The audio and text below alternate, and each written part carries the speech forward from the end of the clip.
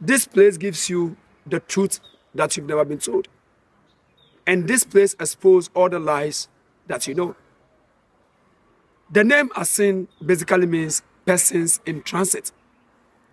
So those of us that form this community were captives who managed to escape. But because we did not know how to return to wherever we were captured, we formed part of this community. So for me, as I stand here, I also don't know where I'm coming from. But maybe because I am in my own continent, maybe I feel at peace with myself. That is why every history that we bring on board, it is something that you will not be taught in the school. Because we have so many of oral history back with research, and our ancestors, our grandparents, sat us down and took us through the journey and how we survived. When we managed to escape from Assin Manso, we were so scared to be captured. So we first went to eat in a cave, which is 40 minutes drive from here, called Yabuano. Yabuano basically means we have come together. So we stayed in that cave for 50 years. And when the trade was taken off, we started coming back to occupy this community. So everything that I tell you is something that you will not going to hear it from many places. We were never perfect, but we were excellent. In 1492, someone said he found a new word in the name of Christopher Columbus in order to have people to work on plantations. So one Portuguese priest in the person of Bartolomeu de las Casas, this man proposed that the trade should start. And it said that may they buy our best in order to develop their wares. Now, I find this strange in here, and this I'm just communicating today, this particular message, I'm just communicating to you because I don't understand something, so you have to make me understand it better because I always learn every day.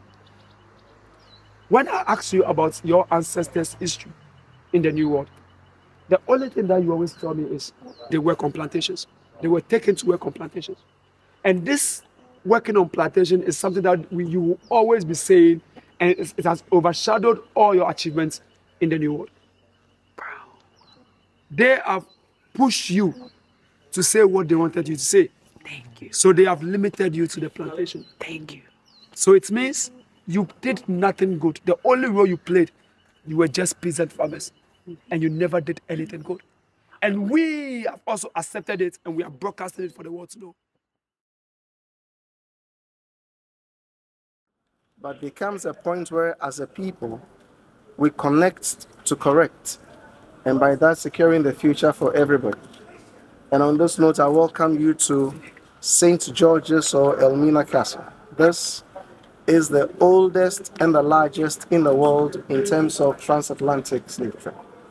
And my name is Atu. These 48 brothers and sisters removed whatever they had on, covered their private parts with those pieces of cloth. They put themselves back in chains and stayed in this dungeon for 12 hours.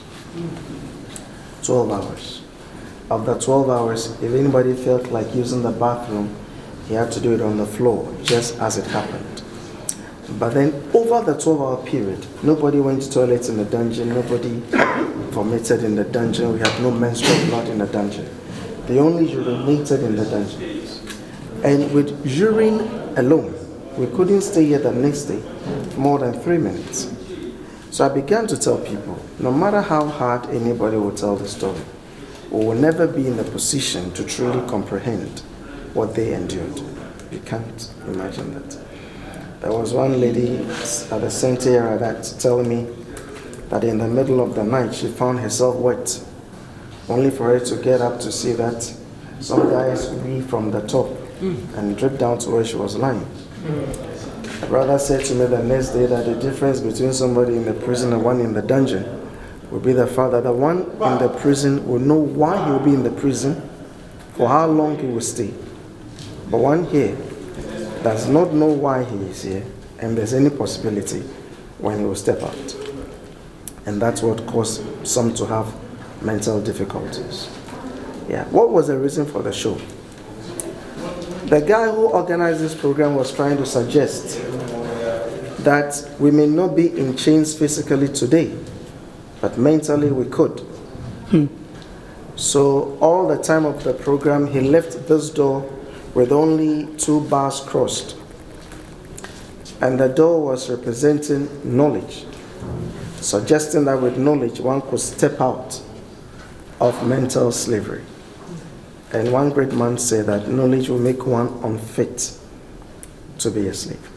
Knowledge will make one unfit to be a slave. Yeah. And there are certain times they say that the Africans will not read. Then I said, don't believe it so. Because there was a time somebody's tongue could be hacked for just making an effort to learn. So as you come, I tell Ghanaians especially that as you come over here, try to develop the appetite to read, because if you don't do that, you perpetuate a crime that began years ago.